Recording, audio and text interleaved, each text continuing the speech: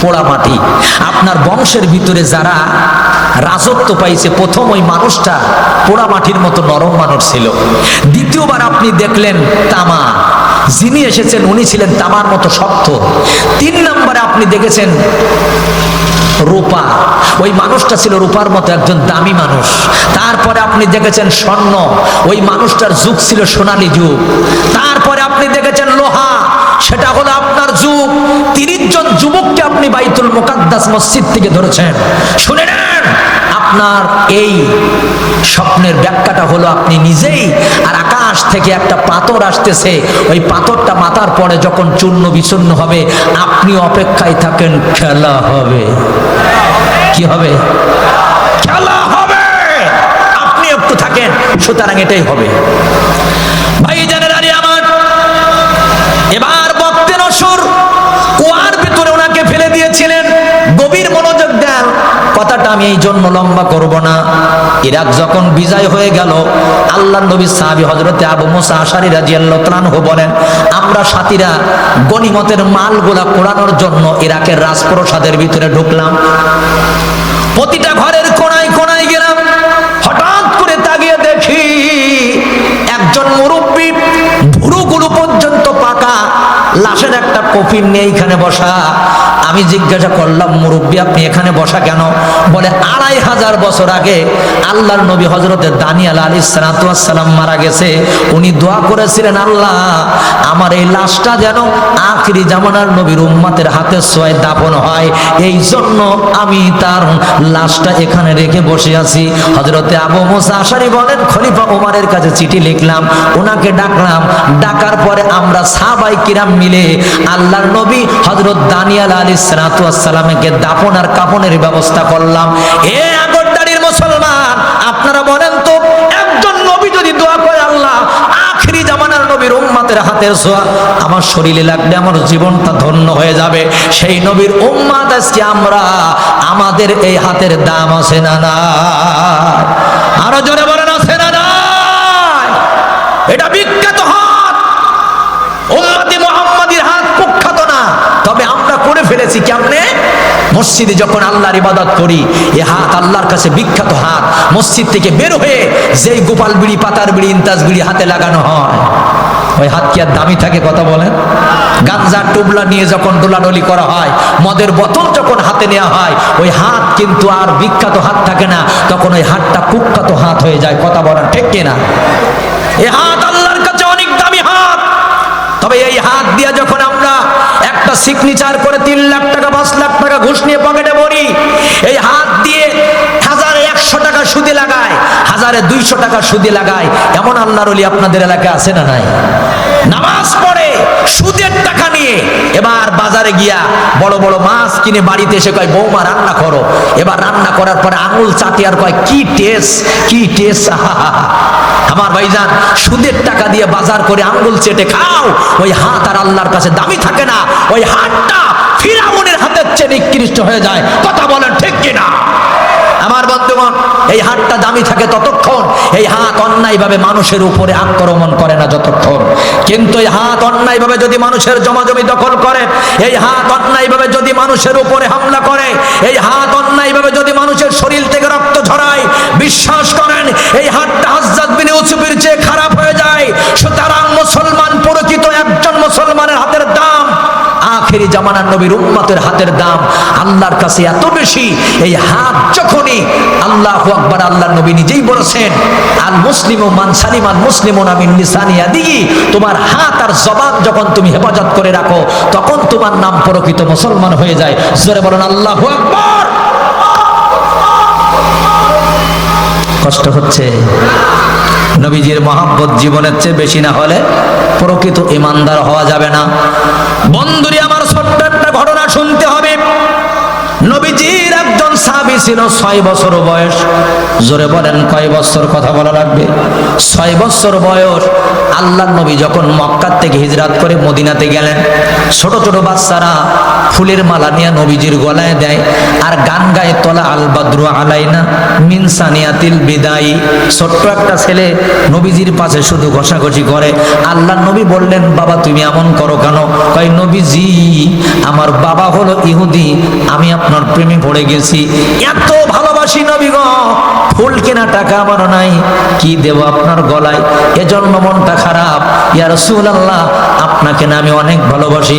একদিন নবীজি তার পরীক্ষা নিতেছেন, তুমি কেমন ভালোবাসো পরীক্ষা দিতে পারবা? ছেলেটা বললেন, হুজুর শুধু একবার বলে দেখেন। সুবহানাল্লাহ বলেন। কয় তোমার বাবার নাম কি? কয় বারা। কোনখানে? বলে ওই যে দাঁড়িয়ে আছে। নবীজি বলেন, আমি যদি বলি তোমার বাবাকে হত্যা করা লাগবে, তুমি কি পারবা?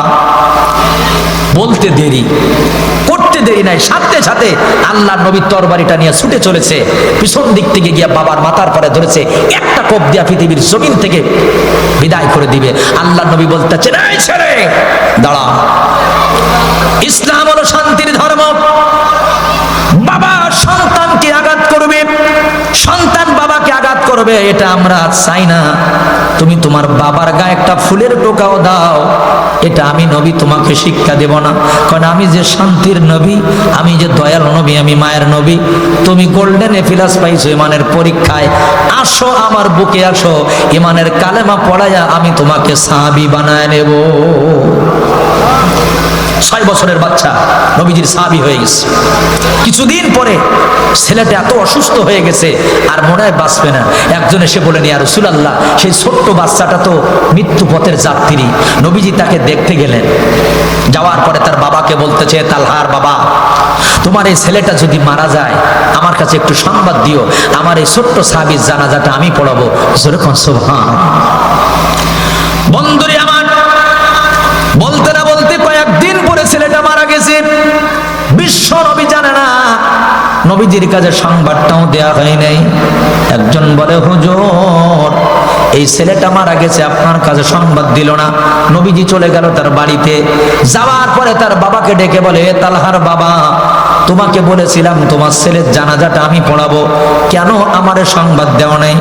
বাবা দু চোখের পানি ছেড়ে দিয়ে কান্দে আর বলে, নবী মানুষ যে মানুষকে এত ভালোবাসে আমি জানতাম না। ইয়া রাসূলুল্লাহ, ইয়া হাবিবাল্লাহ, আমার ছেলেটার ইন্তেকালের কিছুক্ষণ আগে আমাকে একটা ইশারা করে কাছে ডেকে বলে, আব্বা একটা ওসিয়াত করব, রাখবা? বলে হ্যাঁ। বলে আমার ইন্তেকাল যদি দিনের বেলায় হয় আমার পিয়ার নবীর কাছে সংবাদটা দিও, নবীজি আমার জানাজা পড়লে আমার জীবনটা ধন্য হবে। তবে মরণটা যদি রাত্রি বেলা হয়, মাগরিবের পরে হয়, আমার নবীর কাছে সংবাদ দিও না।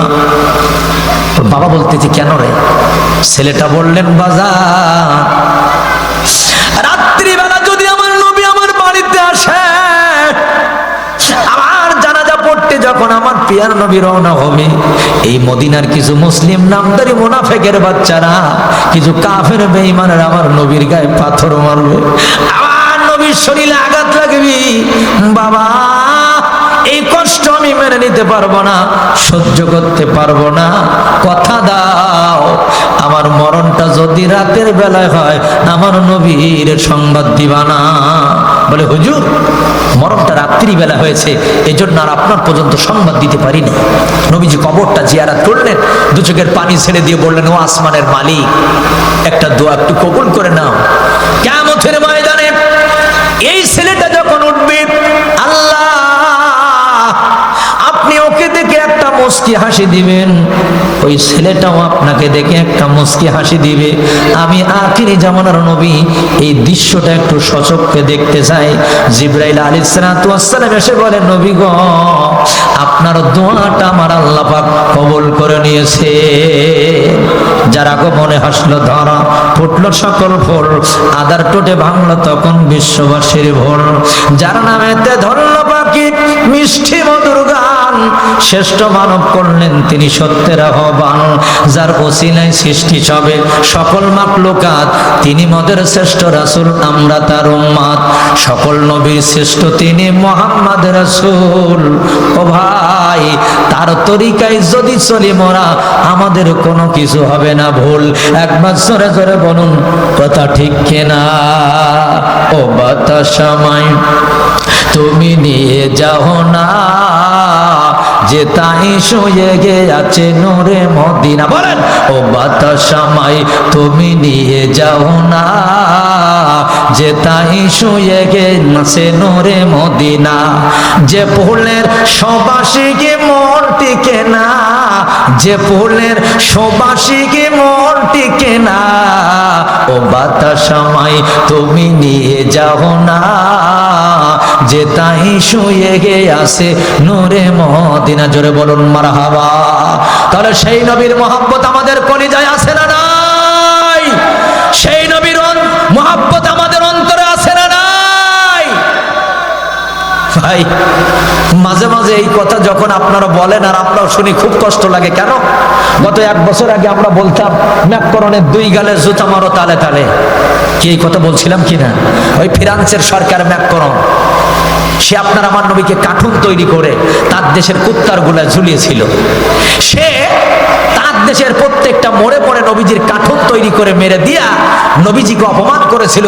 আর আমরা বাংলাদেশে ওর মুখে জুতার বাড়ি ঝাঁটার বাড়ি যে কত মারলাম। ম্যাকরনের 2 গালে জুতা মারো তালে তালে। মিয়া, এই 1 মাস 5 দিন আগে, গত মাসে সে আমার বাংলাদেশে আসলো, কত সুন্দর করে একেবারে জামাই আদর পেয়ে বিমানবন্দরে তাকে মারহাবা দিয়ে উঠাই দেয়া হলো। কই, তখন তো কেউ কোনো কথাবার্তা বললেন না। এবার যদি আমি এই কথা বলতে যাই, একজন বলবে হুজুরে বলবেন কেন, এটা রাজনীতি ওয়াজ, কারণ উন্নয়নের জন্য এগুলো করা লাগে। কথা বলেন ঠিক কিনা?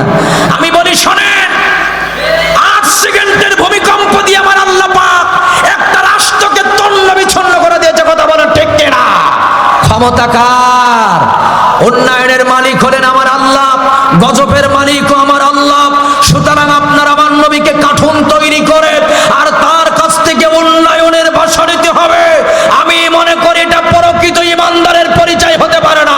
জোরে বলেন কথা ঠিক কিনা? কষ্ট হচ্ছে কারণ আলোচনা কি আর একটু চলবে না? আখিরে দোয়া করে দেবো। একটু জিকির আল্লাহ ইলাহা। 11:30